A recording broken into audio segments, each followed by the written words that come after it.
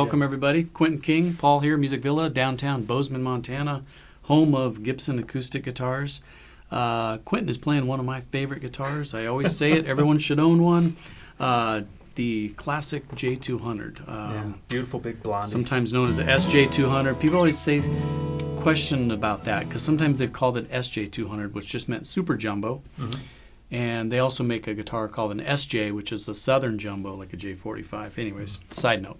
Yeah. Sometimes people go, it says it's an SJ, but it looks like a J200. And I'm like, it is. They're variants super jumbo. Just little weird names. Okay. Gotcha. Anyways, so this is Gibson's new lineup for 2020. Okay, we've talked about it, the Modern Series, the Original Series, and the Historic Series.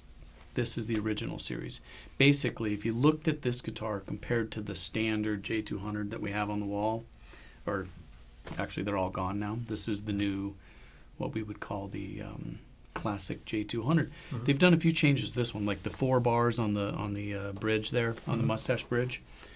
The modern version just has the 1 instead of the 2 double inlays there. That's just classic. Mm-hmm.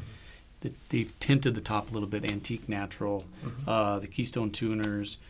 So, and it's got a simple pickup in it. So it's still a stage-ready guitar. Beautiful flame maple back and sides. Slow roll. It is very gorgeous.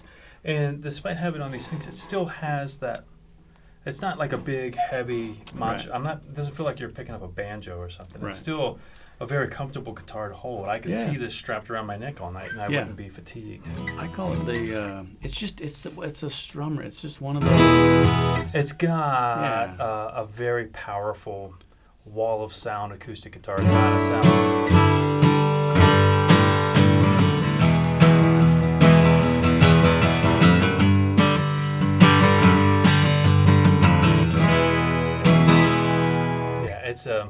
It's a cool guitar. It's another one of those guitars that has a unique tonal variation to it. And, everyone has it. Every brand, everyone has their thing. Taylor has a couple of niches here and there. Gibson has these little niches, Martin. And every one of them, that's why people need like 12 guitars. Yeah, if you want to be true to the genre and the style that you're pursuing, or even if you're innovating with a genre-bending, mashup, you're going to want a diversity of instrumental brushes to paint your masterpiece with. Yes, I like that. That's cool. Yeah, I love it. Let's let you do your thing.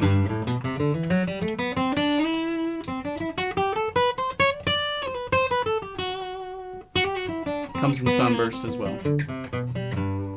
So, it's like up the neck. You can get around up here, and you can do some really cool things. But, if you're a strummer, it's got this volume. It's a self-contained rhythm section, Yeah.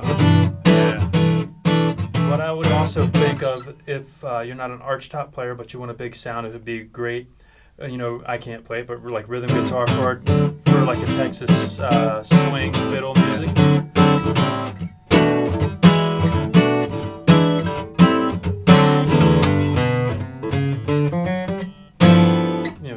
Love it. Yeah, it's got a big fat sound. You could find a lot of applications from just a simple strummer to a jazz rhythm box to somebody who's a jazzier solo artist or whatever. And it just looks cool. It's we make these comments like this is the type of genre I think of, or this is a time period. But the reality is, a guitar like this is much more versatile. It's not locked into just like an Elvis style music or whatever, or Bob Wills or whatever the genres you might tend to associate. These came out in like late 1937. Yeah, so it's been through a lot of different time periods, a lot of different styles and but evolutions. But what I was saying earlier though, Quentin, these guitars, even if you look at like the electrics, the 50s electrics, the electric guitars that came out in the 50s, the Strats, Les Pauls, all these guitars that first came out, they're still the same. They're still like amazing guitars, and they still have that same. They nailed it the first time. They're still evolving, but it's not like wholesale radical changing. Because these are all recipes for the different brands that work. For players and for the sound that they want to use.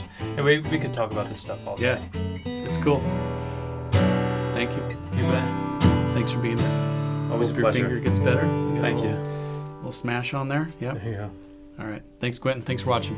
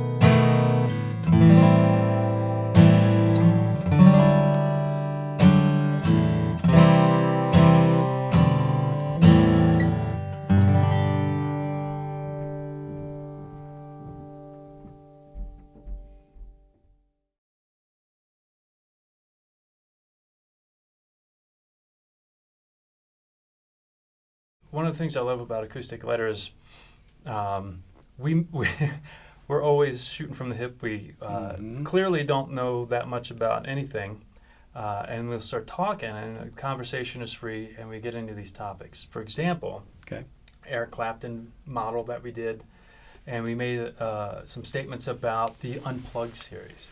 Right. And a viewer, forgive me, I don't remember the commenter's name, but they said, hey, Elvis did that a long time ago, long before MTV. And I went back and looked it up, and it's Elvis, and he's sitting on this table, and they're just picking tunes. He's playing big fat guitar. Another great example, I'll just point this out, if you saw the recent video with the, oh goodness, what is it? It's the new Martin with the adjustable The neck. SC13.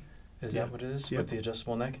And I made some comment, because I'm ignorant and an idiot, That's not true. no, it's both kind of true. But whenever my guitar is not playing right, my first thought is, it must be relief. I'll just do some truss rod work. Right. And this I only know them as ST, but they're like, well, actually there's relief, which is the curvature. Yeah. Right. But then there's also the neck Angle. set, which is the angle relative to the playing on the top. And, so I'm actually learning things. I think I love the community feel, information exchange. Well, I just love that you sit here and play them for me. Well, you're very kind, but I'm. And you still come here on learning. your lunch break, and I appreciate that. You bet. You So, bet. thank My you. pleasure. Intermittent fasting, Yeah. Music Villa style.